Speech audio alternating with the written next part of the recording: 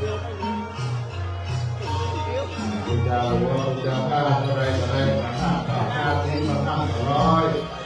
ทำหน้าของที่ดาวบาทเป็นน้ำสู้เลย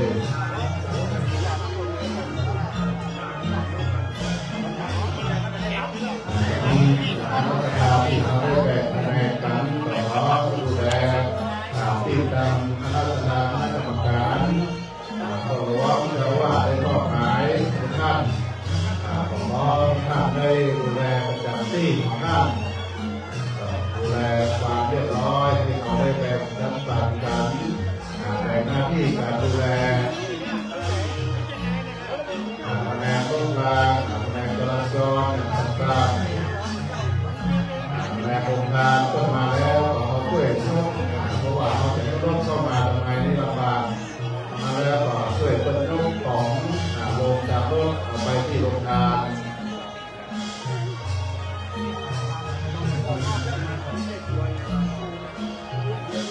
สำหรับช่วงเวลาของทางหรือว่างานตัดสินของทางใกล้จะรู้แล้วโบราณหมดเลยแล้วก็มีตัวมีที่จะเอามาพูดกันนี่ก็ต้องตู้สายันที่เราได้ทำไว้ก็จะสืบจากตู้คาที่เป็นรูปของตู้สายันในตรงมีงานกระท้อนกระตุ้นของน้ำกาแม่ไข่น้ำมีความเชื่อของเราถ้าเราเชื่อเราปัญญาแล้วเอาไว้กับเนื้อกับตัว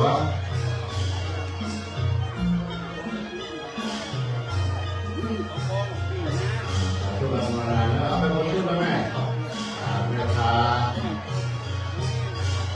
เอาหมดชุดเลย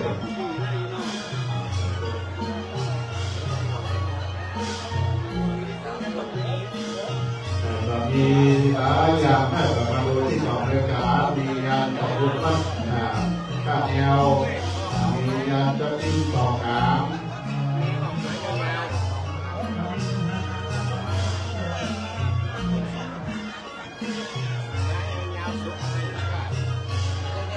สำหรับตัวนี้ท่านมาแล้วก็มาที่หน้ากันหรือว่าจะไปถ่ายรูปถ่ายภาพที่ตามหน้าต่างๆพักโดนต่อมาเยอะเริ่มร้อนนะทำงานที่หน้ากันที่เด่นแล้วบอกขอให้ตาที่เราได้ดูแลทรัพย์สินมีค่าของเราเช่นว่ากระเป๋ามือถือที่เราเอาวางเอาไว้ก็จะเป็นของเราได้ดูแลของเขาดีความปลอดภัยเป็นของเราเพราะว่าวันนั้นจะมีเหตุการณ์เอาทานของหายวันนี้ส่งแถวเก่งช่วยการเป็นงาน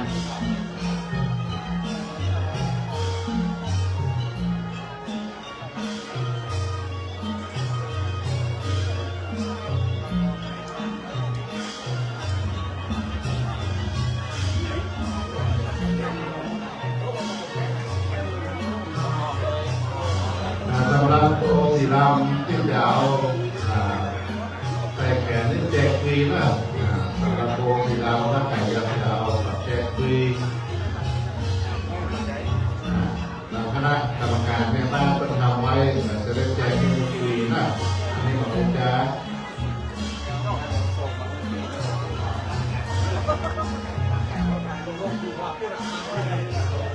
ช่วงนี้ตั้งในสลายังมาเริ่มเราอาจจะได้โฆษณาหรือว่าจะได้บอกคุณเรื่องคณะผู้ที่ให้นอนพอดีผู้ที่เดินทางมาในช่วงตลาดนี้ก็ดีเดี๋ยวจะได้บรรดาชื่อรายงานอนุโมทนาเจ้าภาพเป็นกล่าวร่วมกินน้ำตาลเจ้าภาพร่วมบริจาคปัจจัยเป็นยอดถามหรือว่าสัมปทานพอดีแม่เข้ามาเลยคุณจะหลงจะฆ่าอะไรก็ได้ตามรับประทานตามเทศนาของเรา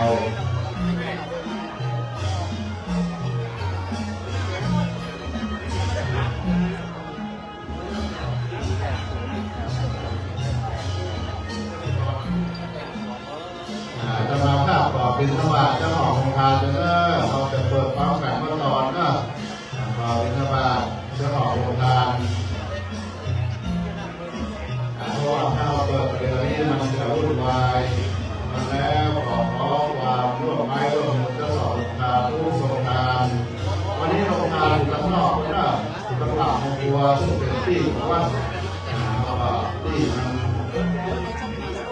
อยู่ตามด้านนอกมันจะมีตามไป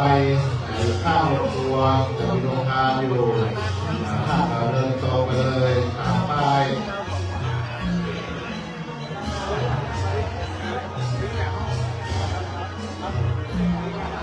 แม่เราพร้อมเลือกเอาเลือกตื่นเลยนะ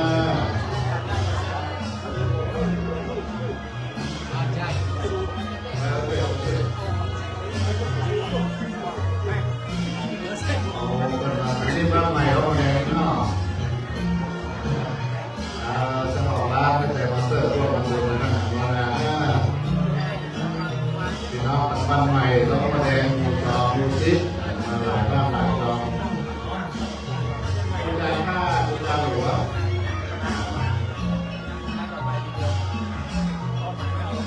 ถ้าเจอชื่อนี้นะนี่เป็นผู้ที่ร่วมทำบุญปัจจัยถวายพระสงฆ์ในช่วงเช้านี้และปัจจุบันพระสงฆ์เจ้าที่เรานิมนต์มา200 กว่ารูปสำหรับพระสงฆ์ในจังหวัดใต้ของเรานั้นเราได้ถวายตั้งแต่วันแรกแต่วันที่เราเอาสรีระร่างจะมีเราลงสู่ประสาทแล้วในวันนี้ก็40 กว่ารูปส่วนมากจะเป็นพระจังหวัดทุกคนมาใช้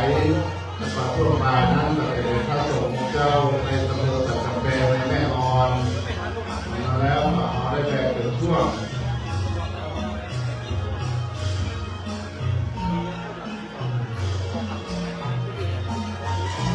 เยอะๆแต่คณะกรรมการเอาบางทีมันบอกก็ถือว่างงเยอะๆรู้ไปจ้าเจตนาใช่ไหมล่ะเจตนาใส่ตู้เลยใส่ตู้เลยมันต้องเจอตื้อนะบุญญาหลวงบุญญาหน้ามันต้องเจอตื้อเสียบละสัจจะนิฐานได้บุญได้กุศลเหมือนกันที่เราเจอตื้อนี้ก็คือต้นพ่อทำบุญยอดสารเข้าไปพ่อผมหาแม่มาเราไม่ได้แม่ก็ต้องไม่ได้เลย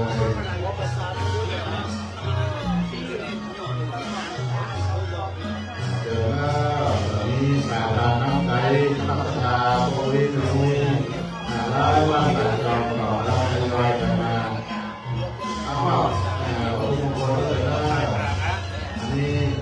จะเป่าที่จะกล่าวนะเซนเตอร์รถเครื่อง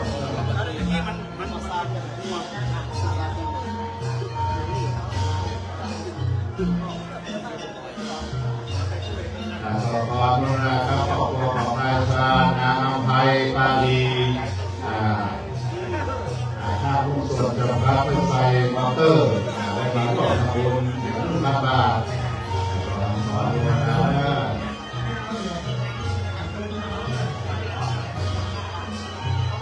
ถ้าเราพูดได้ถ้าสงฆ์นั่งเดินพิจารณาค่าแม่เล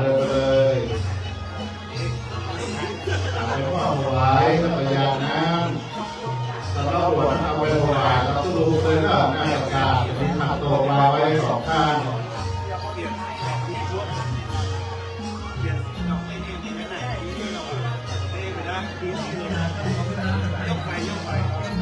ตอนนี้ที่มีเราจะมาเริ่มทำการตัวประกาศแล้วก็การทำงานที่บรรดาผู้ใหญ่น้องคณะทานักศึกษาที่คณะสงฆ์ปฏิบัติการที่เข้าไปสู่ในวัดวาลา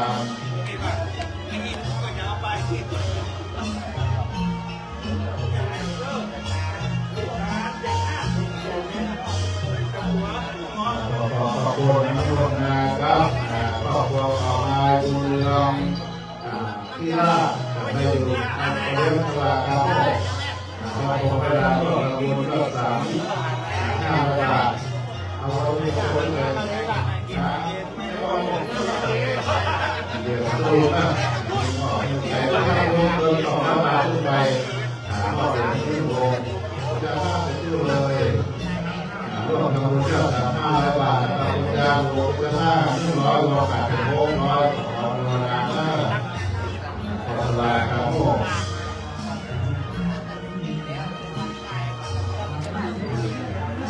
วันนี้ตัวแทนมาจะลองที่ซึ่งห้องเรียนน้องแดงก็เป็นเสื้อผ้าเป็นชุดรุ่นมาแรงช่วงบ่ายมาประเคนเลยนะต้องห้าไปนะแม่เราเป็นน้องปาก5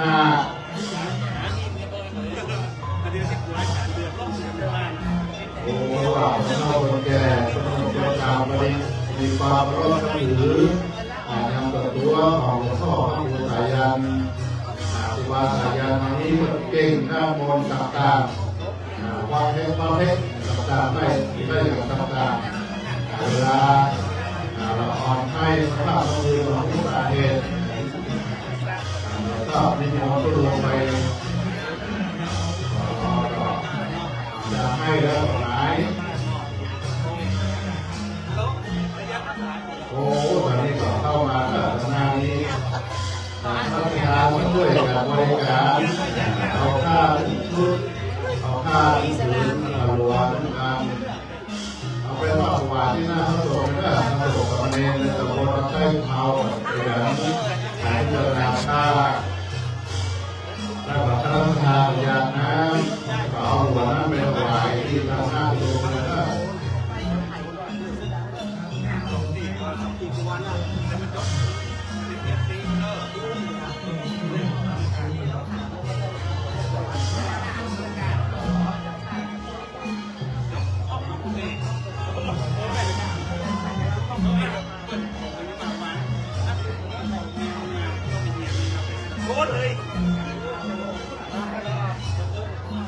สมัยก่อนนะกับตัวเรา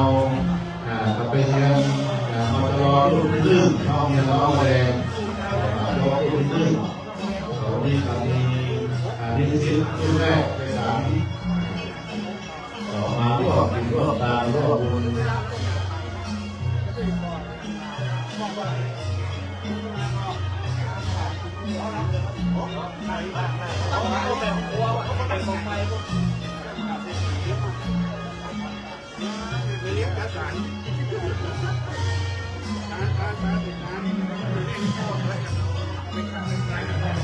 เราทานน้ำหนักมาแล้วเรามีน้ำหนักเต้นมาก่อนสามารถมาเปลี่ยนชื่อเปลี่ยนป้ายก็เลยที่เขาที่หลวงกระพง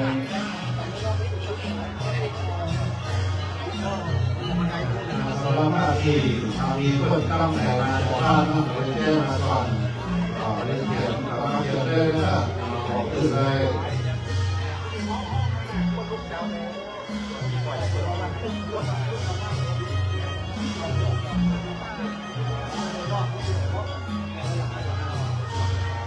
ขอบคุณอนุโมทนาผู้ที่ให้มาร่วมทำบุญเกี่ยวกับที่นี้ก็คือ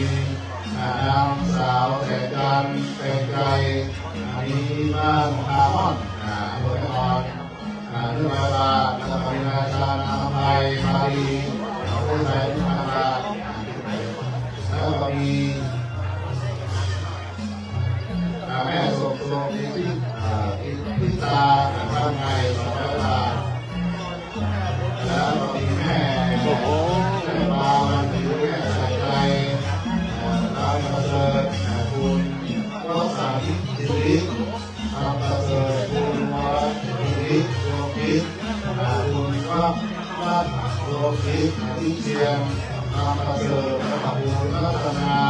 ทำประเสริฐเราการที่เกิดจำนวนต่างๆแล้วก็ขอบคุณอายุยืนผู้รับใช้บ้านในรองร่วมทุนขอการคุณสุรพงศ์เด็กหญิงกิติชาพระชัยแล้วก็นางสาววิทยาบุญธรรมรวมการเรื่องบาลานี้ของพระพุทธศาสนาพระพิฆหลวงสิชัยแม่หลวงอินทราบาลีทั้งวงร่วมทำบุญเจ้าสาวซึ่งบาลาก็มีแม่ทำเอานำสีมั่นคง100 บาทก็รถเทียนนายสวัสดิ์นำนำสีมั่นคง100 บาทนำสาวนาดีเดินลำบากมีบ้านก็แพงร่วมทำบุญมาแถม100 บาท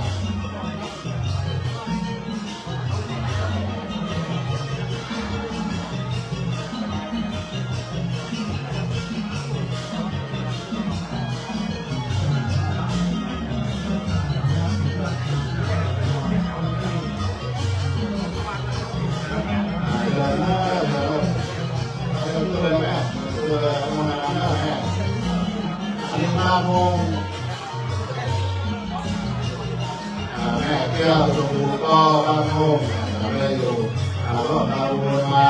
100 บาทพุทธหลวงพุทธห้าเลยมีบ้านโมงกำลังใจเอาไปแล้ว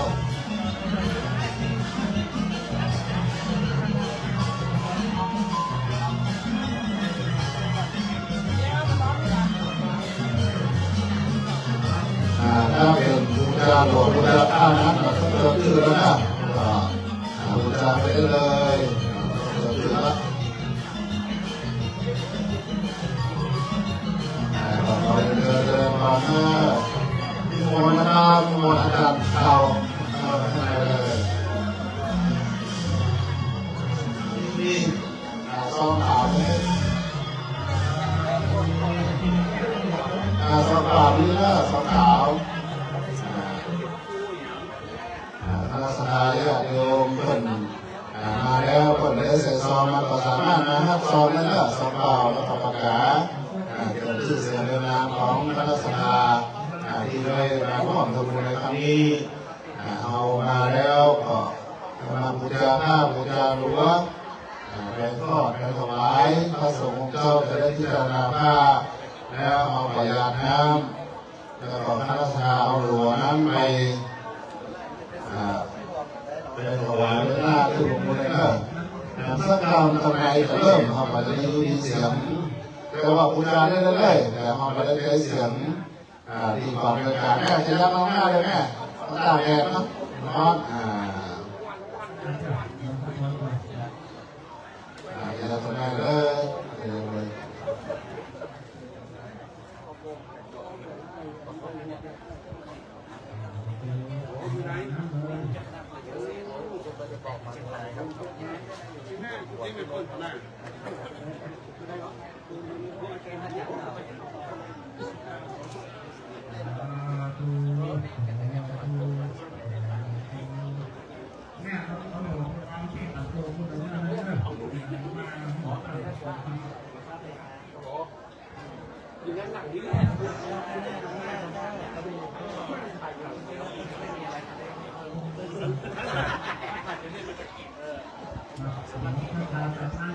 บูชาแล้วเอาเดินหน้าเดินหน้าแม่บูชาแล้วก่อนเดินหน้าไปทอดถวายที่หน้าพระสงฆ์เลยนะพระสงฆ์จะได้พิจารณาผ้าบูชาแล้วก่อนเดินหน้าวิหารเลยหน้าวิหารเลยตามเจตนาเด้ออะไรก็ได้อาศัยอยู่ด้วยกันเป็นตู้เลยสำหรับผ้าที่จะบูชาผ้างานต่างๆนี่ก็บูชาได้เลยตามกำลังศรัทธาตามราคาที่ติดข้างตู้เป็นงานตะพุทธสำคัญสำหรับบูชาหลวงนั้นจะได้ก็ได้นะสำหรับบูชาหลวงบูชาผ้าไตรเราเปิดโอกาสจนถึงวันนี้จนถึงวันแรงถ้าเราเลิกมีสมัยนั้นสำหรับหลวงค่าที่บูชาได้เรื่อยๆจะมีพระสงฆ์สามเณรนั่งประจำที่อยู่ตลอด1 วัน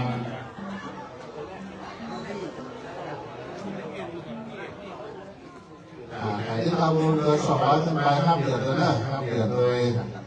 ตามคณะกรรมการเจอข้อมือการที่10 โมงบ่ายถ้าทำไมเริ่มทำก่อนนายกก่อสมทรัพย์ที่ประเทศการงานทุกวันก็ทำงานสมทรัพย์โลแก้วแพงอดีตนายกกำลังได้ของเรามาด้วยมีการทำตามตั้งแต่เมื่อวานเมื่อคืนถ้าทำไมเริ่มก็ขอด้วยประชาชนบอกกันว่าที่นี่จะได้ยินเสียงแต่ว่าเขาได้ยินเสียงผู้แต่ว่าบูชาได้เรื่อยๆบูชาได้เรื่อย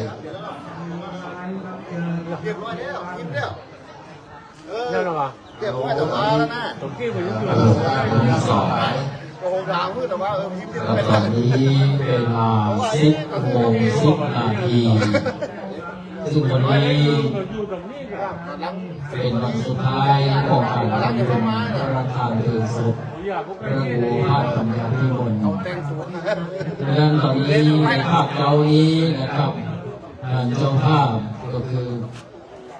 พี่น้องสถาวัดอรุณโชติการามเฮาในไวยสาขาพระรัตนานิมนต์พระสงฆ์จำนวน40 รูปในช่วงภาคเกาหลีนะครับภาคบ่าย100 กว่ารูปนะครับเพื่อพระสงฆ์ในวันนี้นะครับที่ได้รับพระรัตนานิมนต์มาเป็นสงฆ์สวดพระพุทธมนต์ธรรมนิยามมาสู่ในวันนี้นั้นนะครับมีหลวงพ่อพระครูสิรินันทวิทย์วัดดอนมูลตำบลดูใต้อำเภอเมืองน่านนะครับจังหวัดน่านพระครูพิสารธรรมาภรณ์วัดป่าสับน้อยเจ้าคณะอำเภอเชียงแสนอำเภอเชียงแสนจังหวัดเชียงรายท่านพระครูสุกิติยากรวัดศรีอุโมงค์คำอำเภอเมืองอำเภอเวียงตำบลเวียงอำเภอเมืองจังหวัดพะเยาพระครูปริยัติกิตินันท์วัดพญาวัดตำบลดูใต้อำเภอเมืองน่านนะครับพระครูศรีนันทบัณฑิตวัดแสนดาวตำบลฝ่ายแก้วอำเภอภูเพียงจังหวัดน่านพระครูกัญญานกิจจารังวัดทาน้ำงามอำเภอคงตำจังหวัดชัยปราการจังหวัดเชียงใหม่ท่านพระครูวิสุทธิ์วิสุทธธรรมนันท์วัดปอดสวรรค์ตำบลนาซาวจังหวัดน่านพระครูไพบูลย์ธรรมาภรณ์วัดชัยสถานอำเภอเชียงแสนจังหวัดเชียงรายพระครูวินัยธรอัศวินธรรมโชโตวัดวงพยอมตำบลเวียงจังหวัดน่านพระประหลัดวีรวัฒน์วีรวุฒโธวัดหัวนาตำบลท่านาวอำเภอภูเพียงจังหวัดน่านพระไมดีกากิติศักดิ์กิติโสพลโสภโนวัดป่าทองอำเภอบัวจังหวัดน่านพระครูไมดีกาวิสรุตกิติปัญโยวัดนาเหลวอำเภอเมืองจังหวัดลำปางพระมหาพัทรนารีนะครับวัดภูมินทร์อำเภอเมืองจังหวัดน่านพระมหาพานุพงศ์พรหมเทโววัดพญาวัดเมืองน่านพระปรัตนรินทร์ละวิปัญโยอำเภอจังหวัดเชียงรายนะครับพระมหาสุวรรณรัตนวังโสจังหวัดเชียงรายพระสมุทรวรชาติวรชาโตนะครับวัดศิลมงคลจังหวัดเชียงรายพระอดิศรเชยาพินันโทวัดป่าสับน้อยอำเภอเชียงแสนจังหวัดเชียงรายพระครูประยุทธ์เจติยานุการวัดพระธาตุดอยเบาแม่สายเชียงรายพระครูกิติเจติยานุกุลวัดพระธาตุดอยตุงเชียงรายพระปิยพงศ์ภูริวัฒโนพระธาตุดอยเบาแม่สายจังหวัดเชียงรายพระครูวายุหลวงวัดเกาะกลางนะครับอำเภอเมืองจังหวัดเชียงใหม่พระอธิการวุฒิพงศ์วุฒิยาโนวัดดอนชัยป่าแดดอำเภอเมืองเชียงใหม่พระครูสังฆรักษ์สุทัศน์สุวัฒโนวัดสายมูลอำเภอเมืองจังหวัดเชียงใหม่พระปรตรินธรรมวโรวัดศรีเรือนใจอำเภอเมืองจังหวัดเชียงใหม่และพระครูเบดีกาบรรจงพัทรเวทีวัดหัวฝายอำเภอเมืองจังหวัดเชียงใหม่และพระครูพัฒนาที่พุทธวัดอุปคุตอำเภอเมืองจังหวัดเชียงใหม่ทั้งหมดนี้เมื่อมาถึงแล้วกราบนิมนต์นั่งพระเดียงสงฆ์ที่นั่งพระเดียงสงฆ์หน้านี่เลยนะครับที่มีสังฆทานวางไว้หรือเองเลยนะครับวันนี้ตอนนี้ได้เวลานำเด็กมังกรมงคลเราจะได้เข้าสู่พิธีการทางศาสนากับการไหว้พระสมทานรับศีลจากนั้นพระสงฆ์นั้นก็จะได้สวดธรรมนิยามสวดพระพุทธมนต์ธรรมนิยามสูตรนะครับจะนำขอไว้สาธิตมนต์เลยนะครับนิมนต์ที่พระเดียงสงฆ์นะครับทั้งหมดนะครับวันนี้ในภาคเจ้านี้นะครับจำนวน40 รูปในภาคบ่ายจะเป็นคณะสงฆ์อำเภอสันกำแพงอำเภอแม่ออนทั้งหมดเลยนะครับ100 กว่ารูปนะครับในทุกภาคบ่ายเพราะฉะนั้นวันนี้พระสงฆ์ในทุกภาคเจ้านี้ส่วนใหญ่จะเป็นพระสงฆ์เป็นพระสหธรรมิกจาก ต่างจังหวัดต่างอำเภอนะครับในช่วงภาคเจ้าดีนะครับรวมมาถึงกันแล้วก่อนนิมนต์ที่พระเดียงสงฆ์เลยนะครับนิมนต์ขึ้นพระเดียงสงฆ์จะได้พระสมทานพระศีลพร้อมกันนะครับดังนั้นก็มาพี่น้อง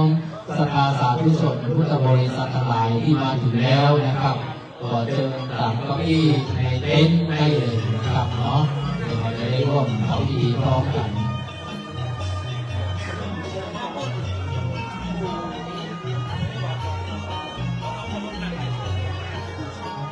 แล้วตอนนี้ขอเชิญคุณอิทธิพล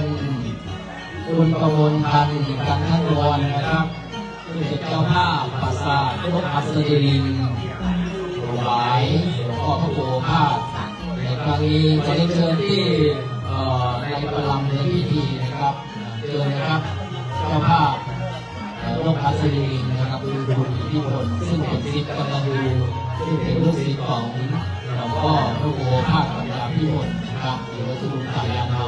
ซึ่งมีอิทธิพลนั้นก็เคยบวชเป็นสามเณรในลูกศิษย์ของครูบาสายานเอานะครับเพราะฉะนั้นมาถึงแล้วขอเชิญนะครับคุณอิทธิพลจะได้เป็นประธานในการเรียนรู้บูชาพระรัตนตรัยนะครับขอเชิญคุณอิทธิพลคุณประมวลพันธ์ครั้งนี้เลยนะครับ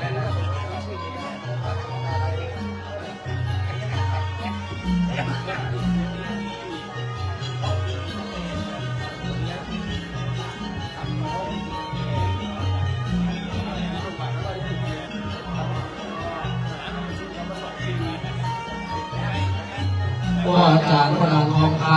ำมาถึงแล้วขอเชิญเลยที่รับผิดชอบวันนี้นะครับเขาเลยนะครับอาจารย์พระนางทองคำมาตั้งแต่เลยเริ่มวันนี้ในภาคเช้านี้นะครับกองเสาไฟพระสมทานรับศีลก็ขอโอกาสเป็นการแข่งขันที่เสร็จเรียบร้อยในช่วงบ่ายเขาก็จะมีการถวายอย่างเดียวนะครับมีการถวายพระแจกเครื่องในพระแจกพระสงฆ์อย่างเดียวขอบริการโอกาสเป็นการบริการจะยกในภาคเช้านี้หมดเลยนะครับดังนั้นพออาจารย์มาถึงแล้วเชิญมาทำได้เลยพออาจารย์พระนางทองคำนะครับ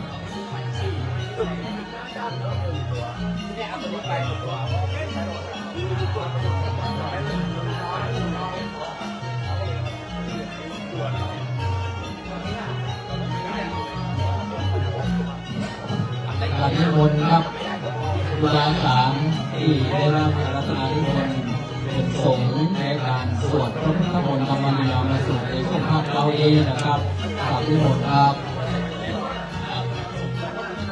พระนันปฏิพ่อหลานพระนันปฏิเชิญพระนันปฏิกระทำเพศเลยครับเชิญพระนันปฏิครับกระทำเพศเลยได้โอกาสเป็นการที่เรียบร้อยเป็นภาพเรานี้ภาพไปก็จะมีส่วนมัดมีขาแล้วก็ถวายปัจจัยเครื่องไทยทำอย่างเดียวครับในช่วงนี้นะครับยังเปิดโอกาสให้กับบรรดาพ่อแม่พี่น้องสภาสาธุชนพุทธบริษัททั้งหลายได้บูชาหลวงบูชาผ้าพันสกุลนะครับในช่วงนี้ก็ได้เปิดโอกาสเพื่อทำที่ไปเรื่อยๆนะครับจนกว่าจะถึงพระราชทานเพลิงนะครับเพราะฉะนั้นขอเชิญนะครับ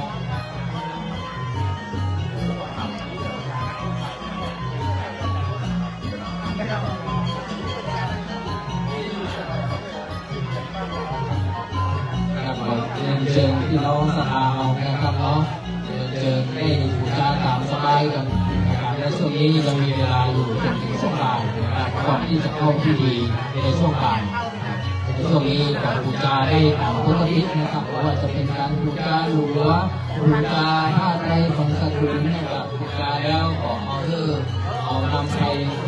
ที่พระสงฆ์กับพระสงฆ์ก็จะได้พิจารณาผ้าสกุลนะครับซึ่งพระสงฆ์ได้ปล่อยบริการลงแล้วนะครับและ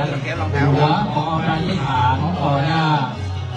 สัญลักษณ์ของหลวงพ่อพระโพธิ์ภาคนะครับประการที่ฐานเลยโรคภัยไข้เจ็บสิ่งอุปสรรคพยันตรายอย่างที่มีกับเนื้อกับหัวขอที่ฐานเขาแค่กับหัวเขาไปครับหลวงพ่อพระโพธิ์ภาคปัญญาพิมลที่ฐานไปเลยนะครับเพราะในส่วนของหัวนะครับเอาไปที่ฐานต่อหน้า สัญลักษณ์ร่างของหลวงพ่อพระโคภาคปัญญาพิมลนะครับอธิษฐานมาเถอะคำอธิษฐานของเรานั้นเป็นคำอธิษฐานที่ศักดิ์สิทธิ์นะครับเนาะ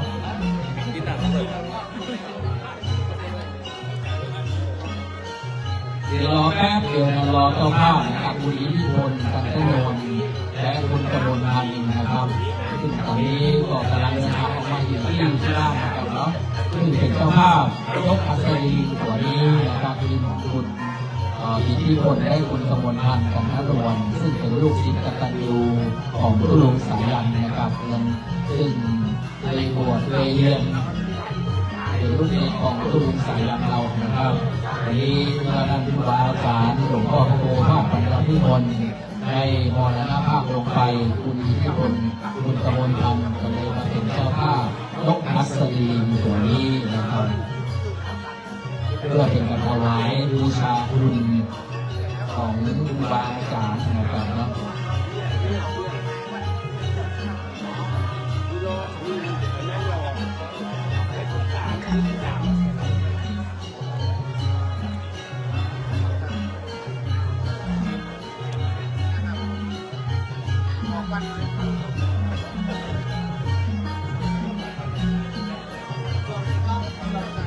ซึ่งประธานศพในวันนี้นั้นนะครับคือหลวงพ่อพระครูพิสารธรรมากร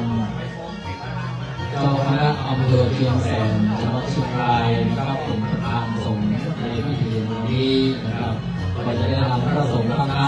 สวดพระพุทธมนต์ธรรมนิยามสูตรนะครับตอนนี้ท่านเจ้าภาพคุณอิทธิพลและคุณกมลพันธ์กันทั้งวันเดินทางมาถึงแล้วนะครับเรียนเชิญกันได้เลยนะครับเราจะเริ่มพิธีแล้ว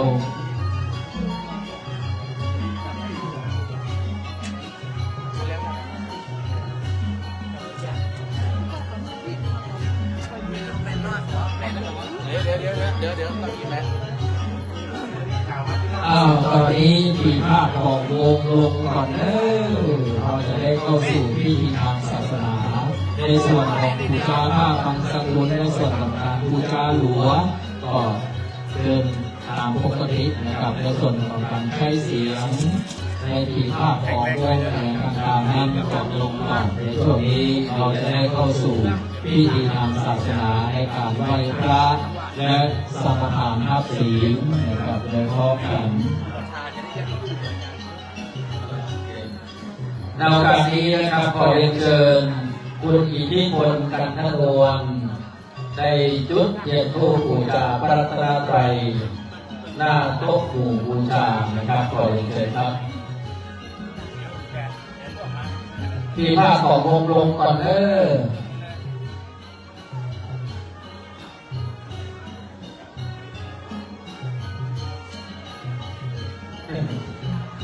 เสียงถ้าเราดึงก็อายุใกล้เคยคนดำ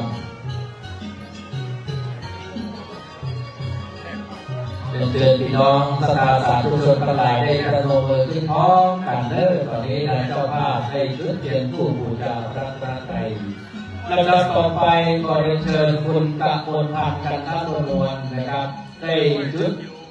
เทียนเครื่องทองน้อยนะครับที่หน้าปราสาทนกอัศรีนะครับเป็นเชิญคุณกมลพันธ์กันทนนท์นะครับได้จุดเครื่องทองน้อยเพื่อเป็นการบูชาคุณของครูบาอาจารย์นะครับคุณงานความดีของหลวงพ่อพระโคภาคปัญญาพิมลนะครับ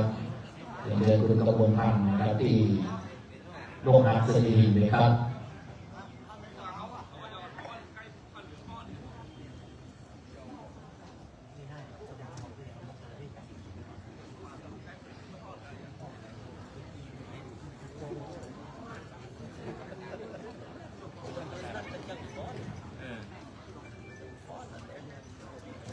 ซึ่งคุณอิทธิพลและคุณกมลพันธ์นั้นเป็นเจ้าภาพนกอัศรีตัวนี้นะครับซึ่งท่านคุณอิทธิพลและคุณกมลพันธ์เป็นเจ้าภาพนกอัศรีตัวนี้ใน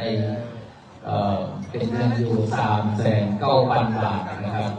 3,900,000 บาทซึ่งคุณอิทธิพลและคุณกมลพันธ์ได้ร่วมเป็นเจ้า จะได้รับเป็นเจ้าภาพในครั้งนี้ในโอกาสวันนี้ทุกอย่างพร้อมแล้วขอเชิญพ่ออาจารย์ได้นำไหว้พระและสมาทานทั้งสี่ได้พร้อมกันนะครับ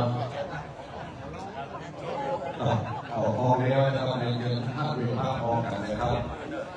อิมินาสกายนะพุทธังอภิปูชยามิอิมินาสกายนะธัมมังอภิปูชยามิอิมินาสกายนะสังฆังอภิปูชยามิอรหังสัมมาสัมพุทโธภะคะวาพุทธังภะคะวันตังอภิวาเทมิสวากาโตภะคะวะตาธัมโมธัมมังนัมมัสสามิสุปฏิปันโนภะคะวะโตสาวกสังโฆสังฆังนามามิครับสมาทานศีลมัจยังพันเตวิสุงราคนาทายาติสรเนนะสหปัญจศีรานิยาจามาทุติยัมปีมายังพันเตวิสุงราคนาทายาติสรเนนะสหปัญจศีรานิยาจามาตาติยัมปีมายังพันเตวิสุงราคนาทายาติสรเนนะสหปัญจศีรานิยาจามานะโมตัสสะภะคะวะโตอะระหะโตสัมมาสัมพุทธัสสะนะโมตัสสะภะคะวะโตอะระหะโตสัมมาสัมพุทธัสสะนะโมตัสสะภะคะวะโตอะระหะโตสัมมาสัมพุทธัสสะนะโมตัสสะภะคะวะโตอะระหะโตสัมมาสัมพุทธัสสะนะโมตัสสะภะคะวะโตอะระหะโตสัมมาสัมพุทธัสสะนะโมตัสสะภะคะวะโตอะระหะโตสัมมาสัมพุทธัสสะธัมสรณังคัจฉามิธัมสรณังคัจฉามิธัมมังสรณังคัจฉามิธัมมังสรณังคัจฉามิสังฆังสรณังคัจฉามิสังฆังสรณังคัจฉามิทุติยัมปิพุทธังสรณังคัจฉามิทุติยัมปิพุทธังสรณังคัจฉามิทุติยัมปิธัมมังสรณังคัจฉามิทุติยัมปิธัมมังสรณังคัจฉามิทุติยัมปิสังฆังสรณังคัจฉามิทุติยัมปิสังฆังสรณังคัจฉามิตติยัมปิพุทธังสรณังคัจฉามิตติยัมปิพุทธังสรณังคัจฉามิตติยัมปิธัมมังสรณังคัจฉามิตติยัมปิธัมมังสรณังคัจฉามิตติยัมปิสังฆังสรณังคัจฉามิตติยัมปิสังฆังสรณังคัจฉามิสรณะธรรมังนิติตังอาภันเตอาทิปาตาเวระมณีสิกขาปะทังสมาธิยามิปานาติปาตาเวระมณีสิกขาปะทังสมาธิยามิอาทินนาทานาเวระมณีสิกขาปะทังสมาธิยามิอาทินนาทานาเวระมณีสิกขาปะทังสมาธิยามิอาเทสุมิทาจาเวระมณีสิกขาปะทังสมาธิยามิกาเมสุมิจฉาจาราเวระมณีสิกขาปะทังสมาธิยามิมุสาวาทาเวระมณีสิกขาปะทังสมาธิยามิมุสาวาทาเวระมณีสิกขาปะทังสมาธิยามิละเวระยะปะทะปะมาทัฏฐานาเวระมณีสิกขาปะทังสมาธิยามิสุราเมรยะมัจจปมาทัฏฐานาเวระมณีสิกขาปะทังสมาธิยามิปาติ ปัญจสิกขาปะทานิสีเลนะสุขติยันติสีเลนะโภคสัมปทานสีเลนะนิพุติยันติตัสมาสีลังวิโสทานิ วิปติปฏิภาหายาสัพพสัมปติสิยาสัพพสังฆวินาศยาปริตังนุตมังคารังวิปติปฏิภาหายาสัพพสัมปติสิยาสัพพพยาวินาศยาปริตังนุตมังคารังวิปติปฏิภาหายาสัพพสัมปติสิยาสัพพโลกวินาศยาปริตังนุตมังคารังนะโมตัสสะภะคะวะโตอะระหะโตสัมมาสัมพุทธัสสะนะโมตัสสะภะคะวะโตอะระหะโตสัมมาสัมพุทธัสสะนะโมตัสสะภะคะวะโตอะระหะโตสัมมาสัมพุทธัสสะธัมมังสรณังคัจฉามิธัมมังสรณังคัจฉามิสังฆังสรณังคัจฉามิทุติยัมปิพุทธังสรณังคัจฉามิทุติยัมปิธัมมังสรณังคัจฉา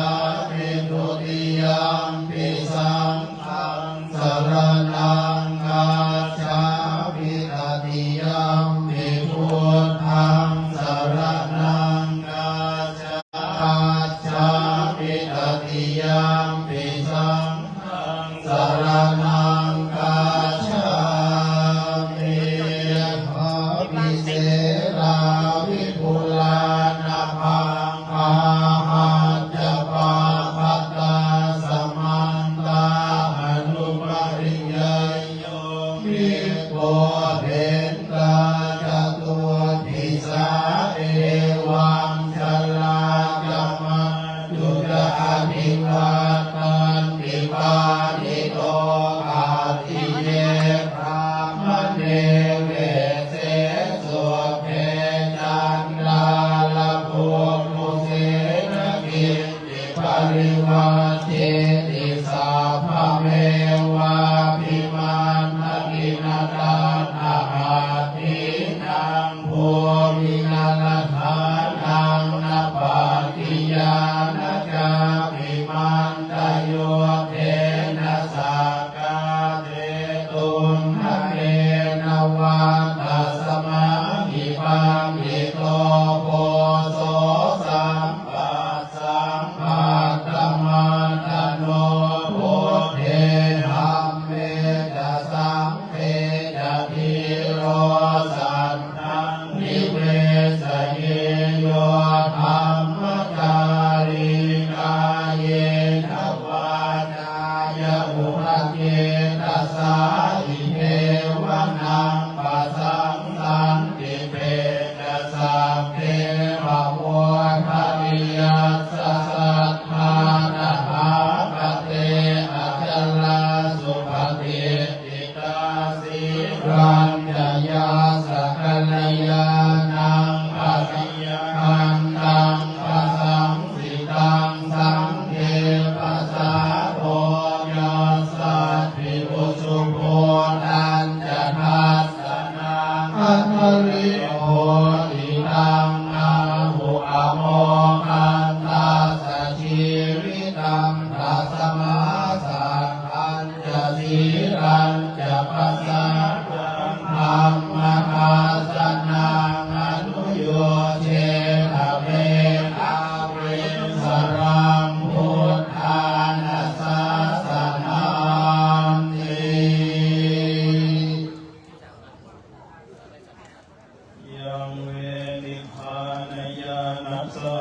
ยานังโลเทปวัตตะเตตัสเสวะวิสเยโหตายายังธัมมนิยามตาอนิจจตาทุกขตาจาสัพเพสังจาอนัตตตาตัสสะภะคะสะกังสุตังยังสัมพุทเทนะภาสิตังสาธุนังญาณจาเรนะยะถาพุทเทนะเทสิตังโยนิโสปฏิปัตตยทังตังสุตันตังภานามาเสเย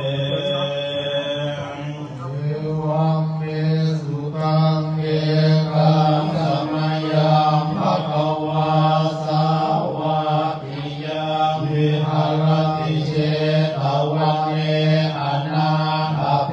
เกยาสาราเมตัณโภภะคะวาภิกขุอามันเตสิภิกขวติทานันเตติเตภิกขุภะคะวะโตปัจจโสสุภะคะวาเอตนะโมจัมปะทาวาภิกขเวตนาคตานังอนุปาทาวาตถาคตานังทิตาวาสาภาตุธัมมาทิตตาธัมมานิยามตาสัพเพสังขาราอนิจจานิตังตถาคตอภิสัมโพชติอภิสัมเวติอภิสัมโพ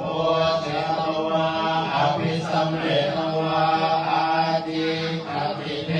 เสติปัญญเวติปาทะเปติวิวารติวิภัสสติอุตตานิกโรติสัพเพสังขาราอนิจจติอุปาทาวาภิกขเวตถาคตานังอนุปาทาวาตถาคตานังทิตาวาสาธาตุธัมมันติตตาธัมมานิยามตาสัพเพสังขาราทุกขาติตังตถาคโตอภิสัมพุชติอภิสัมเมติอภิสัมโพธิตวาอภิสัมเมตวาอาติกติเพเสติปัญญเปติปันทะเปติวิวารันติวิปัสสติโอตานิกโรติสัพเพสังขาราทุกขาติโอปาทาวาภิกขเวตถาคตานังอนุปาทาวาตถาคตานังทิตาวาสาธาตุธัมมาทิตตาธัมมานิยามตาสัพเพธัมมาอนัตตาอิตังตถาคโต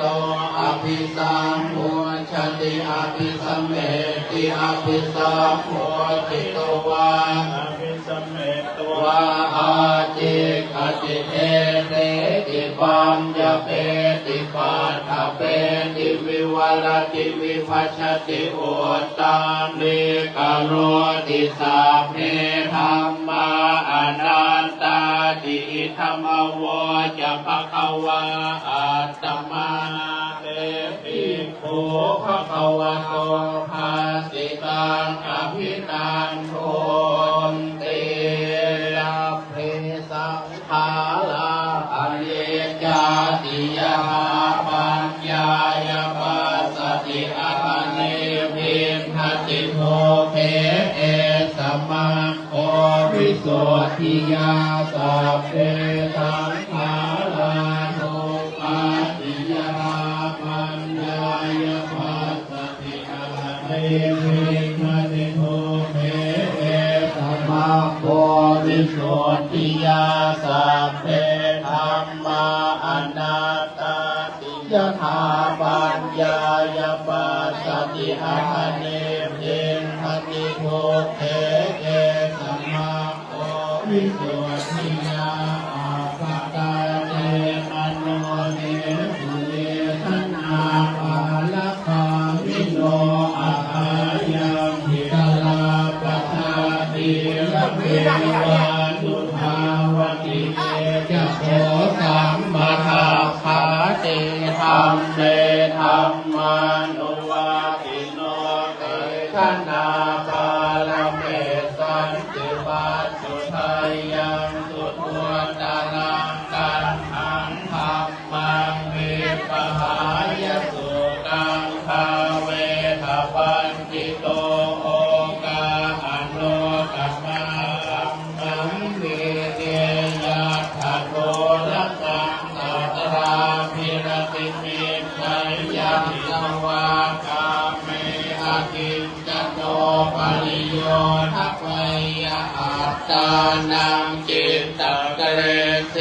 นิปัสสิโตเยสังสัมโพธิยังเก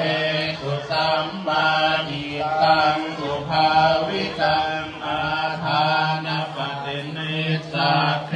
อนุปาทายเยนะตาทินาสวาจุติมันโตเตโลเกปริเนพุตตาติติตังนานวาธรรมยนาปฏิกังเทอนาคตังยัตติตังปะเรนังตังอาปาตังยานาคตังปัจจุปันตังจโยธัมมังอาทัตตาภวิปัสสติยาสัมมิราเช้าแล้วเนาะโอปังทังวิปังโรหะเยอาติเยมะเอจัมมังสัพพังโมทัญญามรณังสุเวนะมิโนสัพพะลาเตนะมหาเตเรนะมาพุทธาเทวังนิพพานาจาเทนะโหราธรรมตังทิตังตังเวภัสเวนะราโสติสันโตอาทิปเตมุนีเตอิติโสภะคะวาอะระหังสัมพุทโธเมตตาจรณะสัมปันโนสุขโตโลกวิทูอนุตตโรปุริสธรรมสารถิสัทธาเทวมนุษย์นังพุทโธภควาติสวากขาโตภควตาธัมโมสันติติโกอะกาลิโกเอหิปัสสิโกโอปัญญิโกปัจจัตตังเดทิตาโพวิญโยเหติสุปฏิปันโนภควโตสาวกสังโฆอุสุปฏิปันโนภควโตสาวกสังโฆญายปฏิปันโนภควโตสาวกสังโฆญามิจิปฏิปันโนภควโตสาวกสังโฆยะติหังจัตตาริปุริสยุคานิอาถาปุริสปุคลาเอสัพพะโตสาวกสังโฆอาหุนายโยปาหุนายโยทักขินายโยปัญสริกลัตติโยอนุตตรังปุญญาเขตังโลกัสสติหุสหัสสมพินิมิตาสาวทันตังดิเมฆลังอุกิตโกละจะเสนมาลังอานาทิธรรมเวหินาชิตวามนินโทตันเตยะสาภวตุเตสยมังคลานิมาราติเรกัมมพิโยจิตสัพพะราติงโครัมปนาลวัตกมา กรรมฐาทยาคังคันติสุทันตวิตินาทิตวามุนินโทตันเตนะสาภวตุเตยมังคลานินาลาคิเรงกชวรังอติมาตโพตังนาวาคิจกรรมสเนวสุธาลุนันตังเมตังภูเสกวิธินาชิตวามุนินโทตันเตชะสาภวตุเตยมังคลานิโอเกตกากรรมติหัตสุธาลุนันตังอาวันติโยชนะปะทังปุริมาละวันตังเยเทวิสังขตมโนชิตวามุนินโทตันเตชะสาภวตุเตชยมังคลานิกตวานกัตถมุทลังอิวะภาเว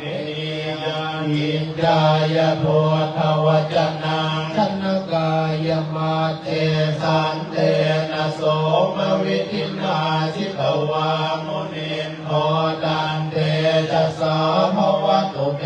ชยมังคลานิสัจจังวิหายมติสัจจกวาทะเกตุวาทาภิโรปิตมนังอดิอันทะโพตังปัญญาปฏิปัจจลิโตชิตวามุนินโทตันเตชะสาภวตุเต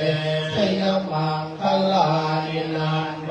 ปนันทพุชกังวิพุนังมเหเตโกเตนะเถระพุชเกนะธรรมาปยันโตเอโทปเทสวิทินาทิตวามุนินโทตันเตยะสาภวตุเตชยมังคลานิโกคาหะเดปิพุชเกนะสุทันตหัตถังพระมังวิโสติสุติเมธิภกาภิกานังญาณาคเทนวิธินาชิตวามุนินโทตันเตชะสาภวตุเตชยมังคลานิเอตาภิโพนะชยมังคลาอัตถปาทายโยวาจโนทินาดิเนสรติมะดันเดมิตวานเนกวิวิธานิจุปาทวานิโมขังสุขังอธิกรรมยนะโลสปัญโยมหากาลุนิโกนาโถหิตายาสัพพปานินางปุเรตวาบารมีสัพพะปัตโตสัมโพธิมัวตมังเอเตนะสังฆวะเชนะโหตุเตชยมังคลังชยันโตโพธิยามูเลสักยานังนันทิวัตโนเอวังตวังวิชโยโหนิจยันชยมังคะเลอัปปราชิตาปัลลังเกสิเสปตวิโภคะเลอภิเสเกสัพพะโพธานังอัคคปัตโตบัมโมทติสุนัขขัตตังสุมังคลังสุปภาตังสุโหติตังสุขันโตสุโมโหโตจะสุยิทังพระมจาริสุปทากินังกายกรรมังวาจากรรมังปทาคินังปทาคินังมโนกรรมังปณิทิเตปทาคินาปทาคินานิกตวานรพันสัตเทปทาคิเนภวตุสัพพมังคลังลาคันตุสัพพเทวตาสัพพพุทธานุภาเวนัสสทาโสติภวันตุเตภวันตุสัพพมังคลังลาคันตุสัพพเทวตาสัพพธรรมานุภาเวนัสสทาโสติภวันตุเตภวันตุสัพพมังคลังลาคันตุสัพพเท เทวตาสัพพสังฆาโนภาเวนัสทาโสทิภาวันตุเต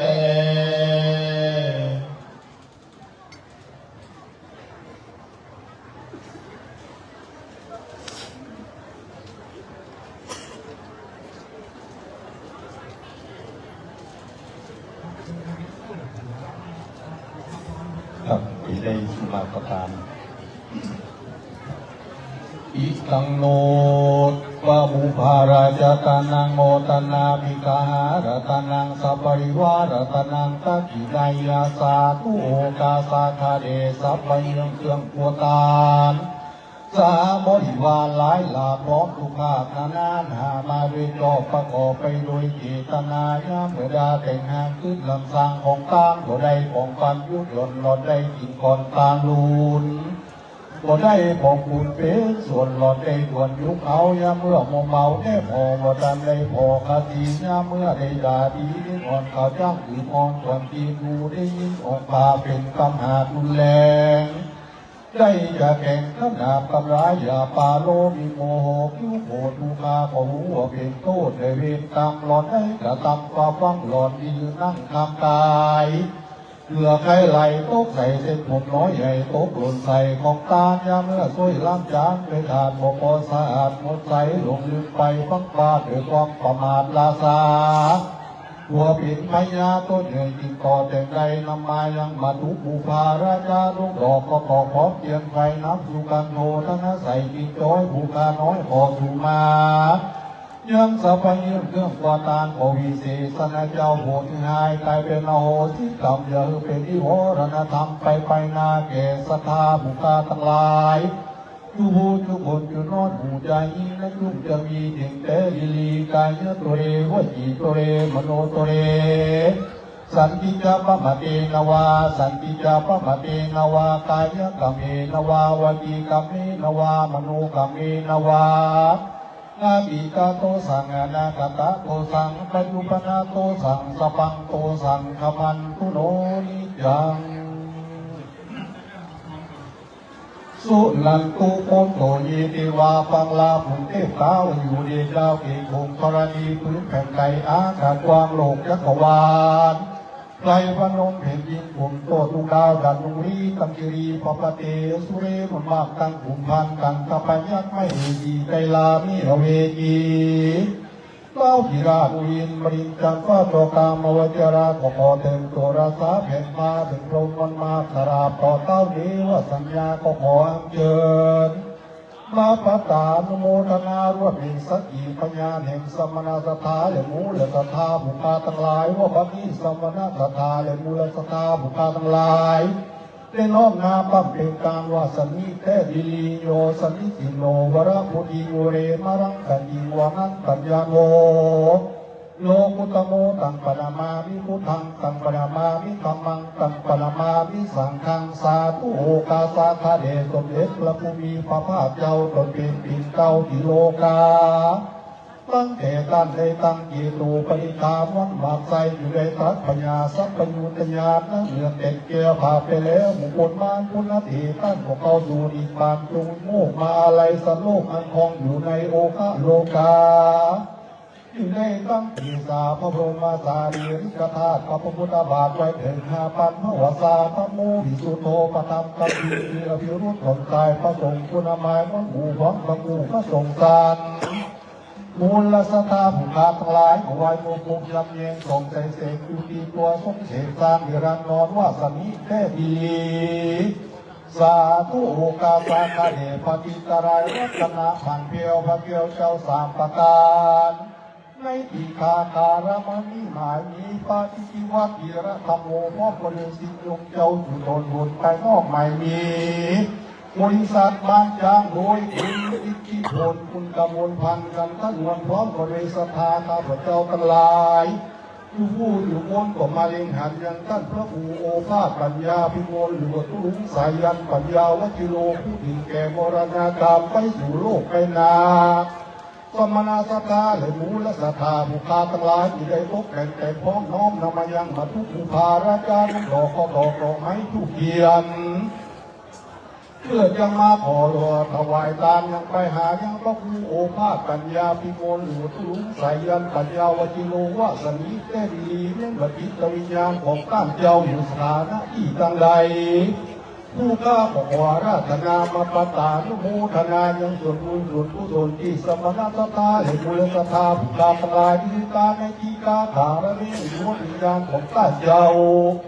อยู่ไกลสุดวิสัยไปมหอดทุกาก็ขออัญเชิญเจ้ายอดมเหสีกาตุนีตรีดีอยู่นำบุญดีบุญการข่าววิสัยไปปากพดยศเหลืองสักสองนาตังตาเพื่อได้กินได้บริโภคแต่เราแค่บอกตลอดเจ้าก็คือได้เป็นเขาง่ายไม่บอกตลอดมาควายก็คือเป็นแผ่นเสื้อเป็นผ้าไม่บอกตลอดเวลาก็คือได้เป็นเขากินน้ำกินที่ประกาศเป็นอารังการนั้นประเสริฐนำเอาดวงวิญญาณของข้าเจ้าไปเกิดที่ดีที่ลูกเรือนไหลใส่สะอาดมีน้ำปามีพระเจ้าเจ้าสามประการว่าสันนิษฐานดีบังทำทุกขาทั้งหลายขอตั้งสัจจะเกิดทานว่าน้ำขวดน้อยข้าขอนี้ขอเป็นน้ำยาหมายตามโลกองค์สุดินดานพุทธวิเศษวิองค์เทพอยู่ในนางธรณีสัจจะพันปีจะไม่หิมันอย่างน้ำยาแห่งภูคาสุนทรอย่างน้ำยาแห่งภูคาทั้งหลายหายไปกับยาอยู่น้ำยาแห่งภูคาช่วยน้ำกินน้ำตาลน้ำรวมวิญญาณของก้านพระครูโอภาสปัญญาพิมลคือวันรุ่งใส่ยันไปเกิดที่ดีว่าสนิทดีดังภูแก่เจ้าโอกาตามพระคาปาสาบริวาสาทุโอกาสะในยังพังเจ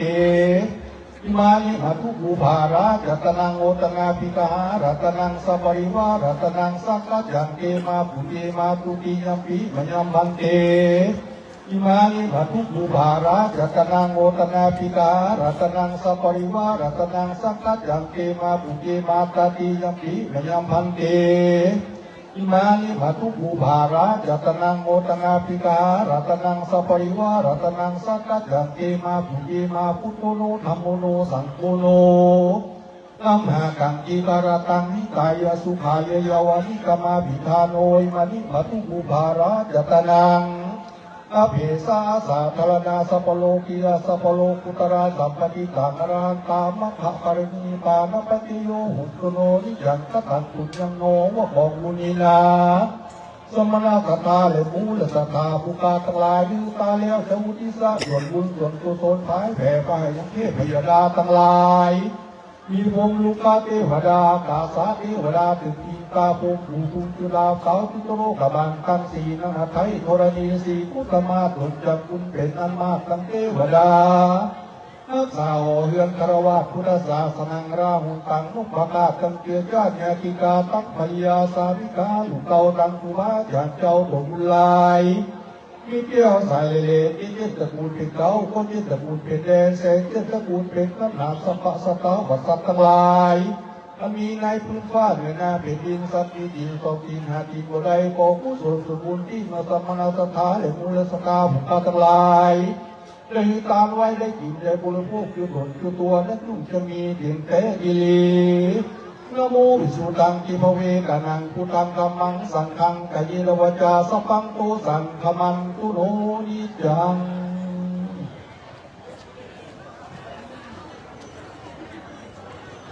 กับเรื่องนี้จะได้เข้าคำถวายนะครับน้อง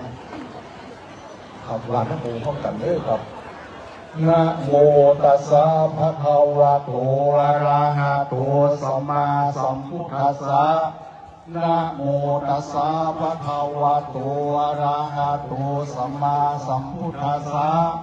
นะโมตัสสะภะคะวะโตอะระหะโตสัมมาสัมพุทธัสสะอิมานิมะยังพันเตมัตตกะพัตตานิสัพพะวิวารานิภิกขุสังฆัสสะโอโนชิยามะสาธุโนพันเตภิกขุสังโฆอิมานิมัตตกะพัตตานิสัพพะวิวารานิปฏิคันหาตุธรรมหากังทิคารตังทิตายะ สุขายะข้าเดชพระสงฆ์ผู้เจริญข้าพระเจ้าทั้งหลายขอน้อมถวายภัตตาหารเพื่อผู้ล่วงลับไปแล้วซึ่งมีชื่อว่าพระครูโอภาสปัญญาพิมลหรือตุลุงสายันปัญญาวชิโลขอพระภิกษุสงฆ์จงรับภัตตาหารเพื่อผู้ล่วงลับไปแล้วของข้าพเจ้าทั้งหลายเพื่อประโยชน์เพื่อความสุขแก่ข้าพเจ้าทั้งหลายแก่ท่านผู้ล่วงลับไปแล้วด้วยตลอดกาลนานเทอญ สาธุ กับพระสงฆ์ทั้งนั้นและพระอาจารย์ก็ได้โอกาสเป็นตาลสุมาปัวปิปัวตาลเป็นที่เรียบร้อยครับลำดับต่อไปเราจะได้ถวายปัจจัยเครื่องไตรธรรมแด่พระสงฆ์ก็จะได้ประกาศรายนามผู้ที่เป็นเจ้าภาพในช่วงภาพเจ้าวันนี้นะครับเมื่อได้ยินชื่อแล้วขอทุกท่านได้ออกมาประเคนปัจจัยเครื่องไตรธรรมแด่พระสงฆ์นะครับลำดับแรกนะครับ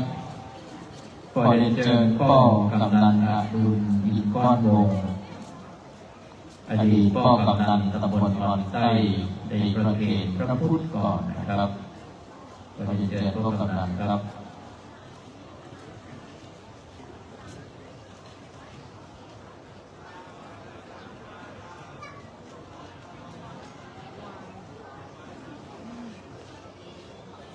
ซึ่งวันนี้เราได้รับเมตตาธรรมจากท่านพระครูปฐมชัยธีวัฒน์เจ้าคณะตำบลบางกระเบาจังหวัดนครปฐมได้พระอาจารย์พระมหาวรภูริปัญโยจากวัดพญานาคราชได้ร่วมเป็นประธานสงฆ์ในพิธีครั้งนี้ด้วยนะครับในเมตตาธรรมของครูบาอาจารย์ทั้งสองท่านนะครับลำดับต่อไปนะครับขอเรียนเชิญคุณอิทธิพลและคุณกำมลพันธ์กันตโนนนะครับได้ประเคนประธานสงฆ์นะครับเป็นประธานเลยครับและต่อไปขอเรียนเชิญตามรายนามรายชื่อผู้ที่ได้เป็นเจ้าภาพร่วมในครั้งนี้นะครับขอเรียนเชิญตัวแทนของแม่สีมาตุนใจจากบ้านโป่งนะครับ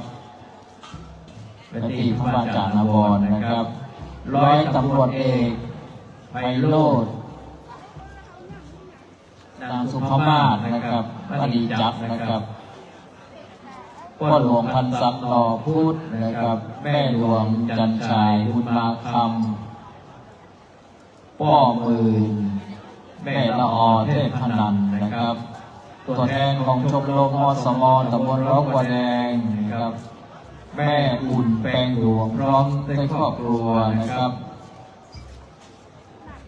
แม่หลวงบุญ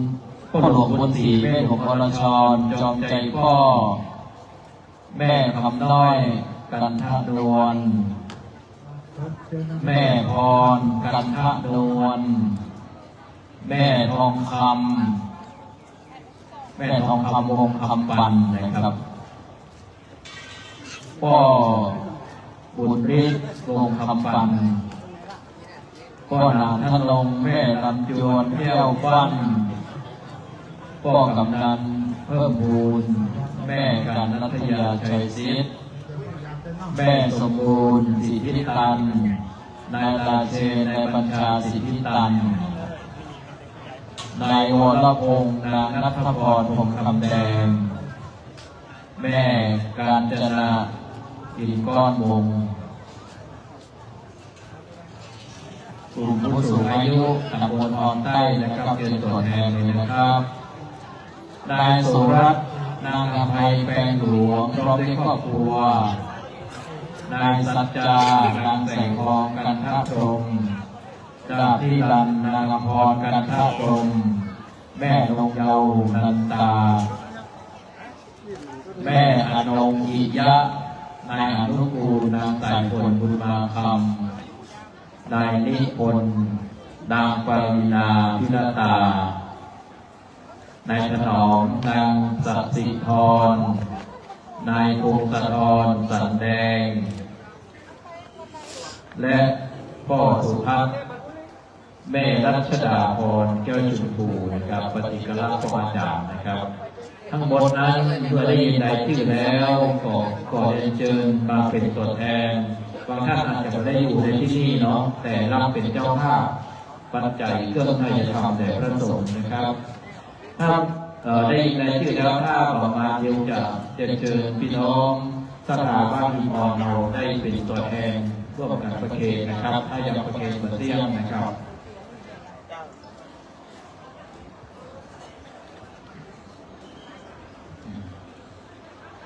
พ่อสุทัศน์แม่รัชดาพรแก้วชมพูอาจารย์จรัสพงศ์อาจารย์พิมพาพักกิจสนครับพ่อมวยแม่สุรพรสอนคำประหลงชลีแม่เกศสุดาวังใจพ่อบุญถึงคำบวนบุตรนะครับพ่อประจนนางสมศรีขันแก้วพ่อชุมพรแม่กัญญาปาลีนะครับในภาคเจ้านี้นะครับในภาคเจ้านี้แต่ในภาคบ่ายประมาณ100 กว่าตนนะครับที่เราจะต้องร่วมกันประเคนปัจจัยเครื่องไทยธรรมนะครับเพราะฉะนั้นไทยทุกตัวที่รับเป็นเจ้าภาพในการปัจจัยตลอดถึงท่านเจ้าภาพสังฆทานในการถวายพระสงฆ์ในพิธีวันนี้นะครับก็รู้ตัวว่ารับเป็นเจ้าภาพในช่วงบ่ายก็ขอมาเตรียมตัวอยู่ใกล้ๆเลยเพื่อที่จะได้ถวายปัจจัยเครื่องไตรธรรมแด่พระสงฆ์นะครับ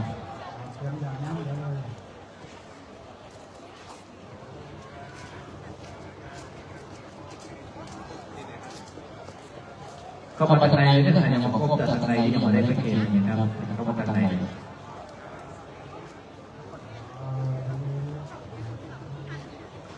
ซึ่งเจ้าภาพในการรับเป็นเจ้าภาพในการถวายปัจจัยเครื่องไตรธรรมแด่พระสงฆ์ในงานครั้งนี้นั้นมีจำนวนนักครับมีประมาณเกือบ200 คนนะครับที่ได้รับเป็นเจ้าภาพในปัจจัยเครื่องไตรธรรมในบางท่านอาจจะมาได้อยู่ในบริเวณงานนะครับก็เป็นอย่างให้กับเอาผู้แทนประเคนก็ได้นะครับตอนนี้เรายังคงมีเวลาอยู่นะครับหลังจากนั้นเราจะได้ถวายพระทหารเพลแด่พระสงฆ์นะครับ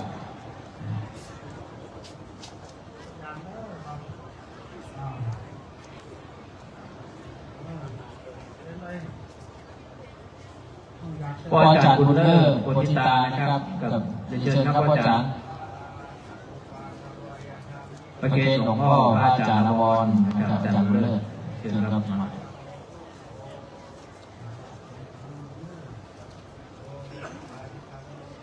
พ่อตัวเทพชัยศรีนะครับก็เลยเชิญครับพ่อเชิญพ่อตัวเทพชัยศรีครับ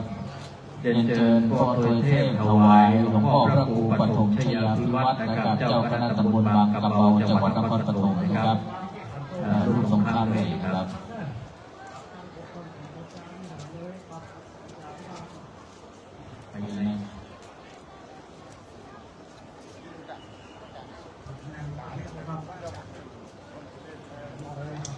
พ่อประเสริฐปาลีอยู่ก่อนแล้วก็มาถวายข้างในนี่นะรุ่นโตนะครับ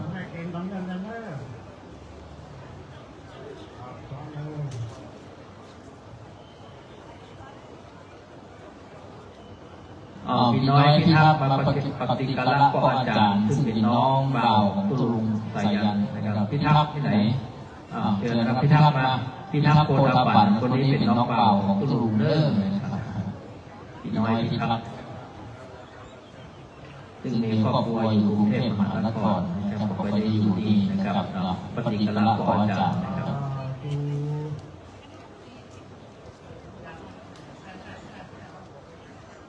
เขามีอย่างขั้นตอนเรื่องในช่วงบ่ายนะครับช่วงบ่ายนั้นจะเป็นพระสงฆ์จากอำเภอสันกำแพง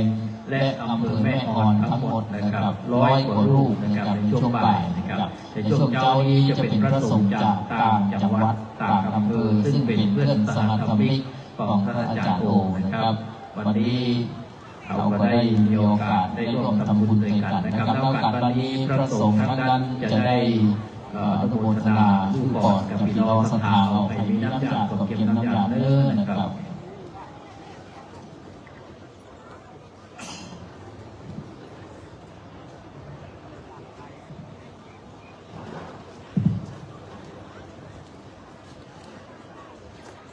ยะถาวาริวาภูราปาริปุเรนติสาคารังเอวะเอวะอิโตทินังเปตานังอุปกาปติอิจิตังปฏิตังตุมหังกิปะเมวะสมิสตุสัพเพภูเรนตุสังฆปาจันโทปนะระโสยะถามณิโสติระโสยะถาสัพพิติโยเอวะจันโตสัพพะโรโควินาศตุมาเต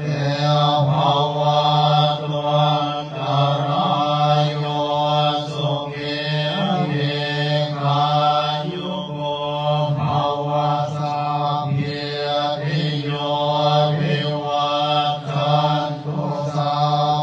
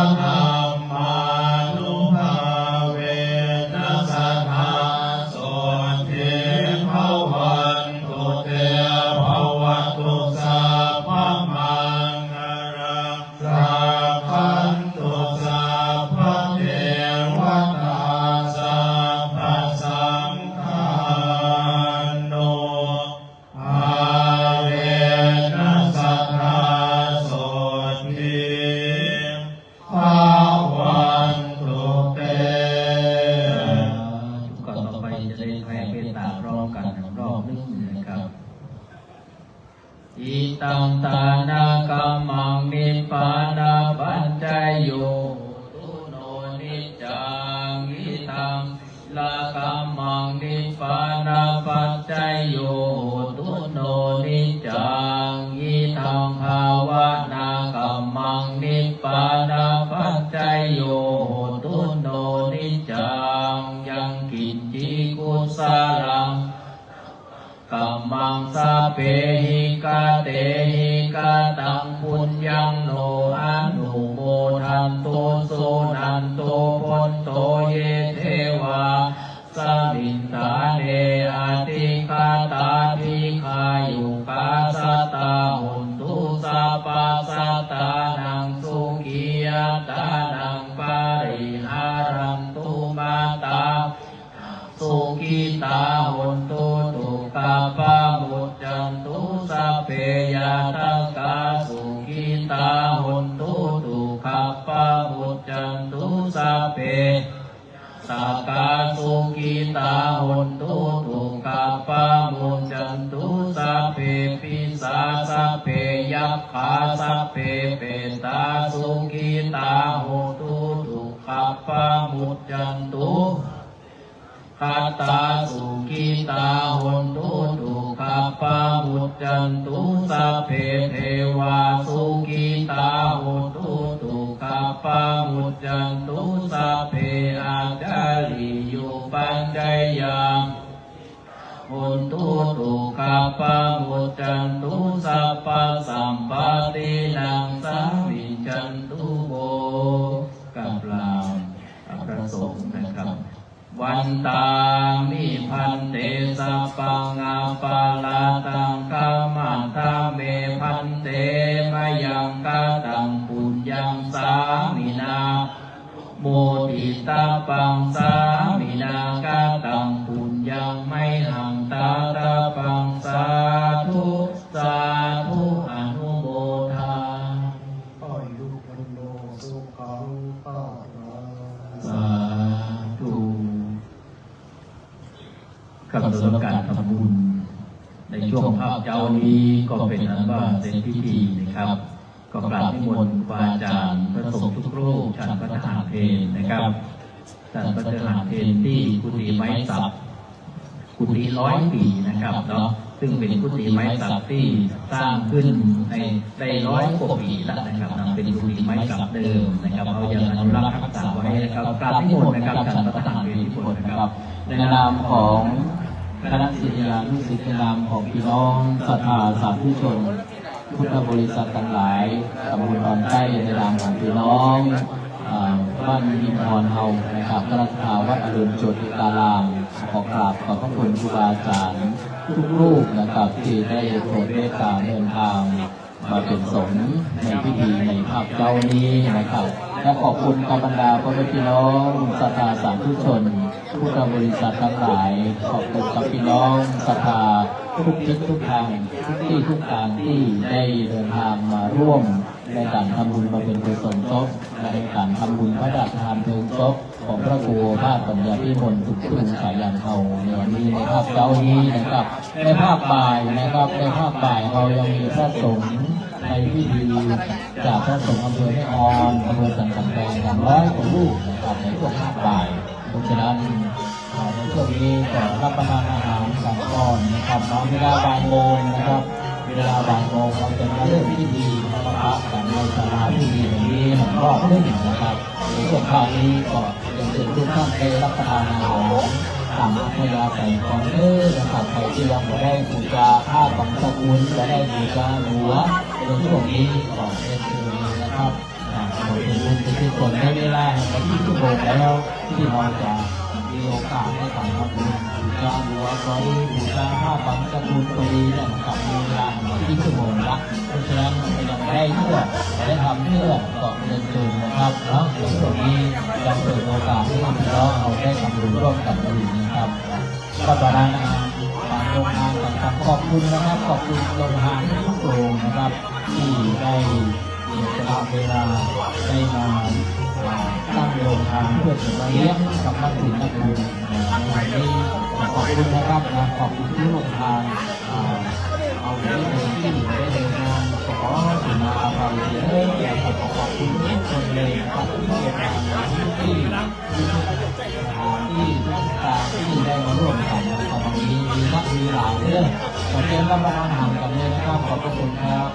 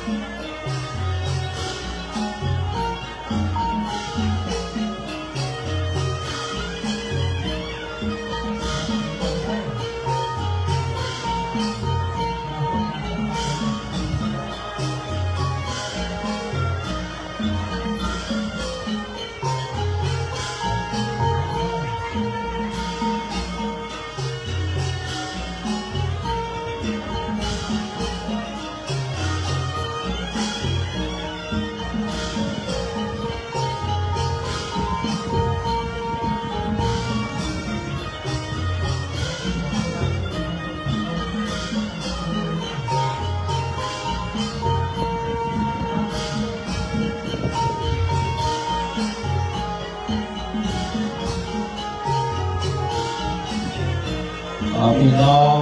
สภาสาธุชนที่เข้าแถวกันในส่วนของการกินข้าวกินปลาตามโรงทานต่างๆก็ช่วยพอเด้อมีพี่น้องสภาจากฝางปอยอำเภอฝางเพื่อเอาโรงทานมาแล้วก็เอากระเป๋าวางไว้โอ้โหไผ่รีบกระเป๋าขึ้นไปพอคนมีบัตรประชาชนมีเหลืองอยู่ในห้างน่ะก็เอาบางมือด้วยกันเด้ออย่างน้อยถ้าสตังค์มันหายไปก็เอาบัตรมาคืนด้วยกัน นี่นะครับเดี๋ยวช่วงบ่ายป้ากันกรรมนึงนะครับ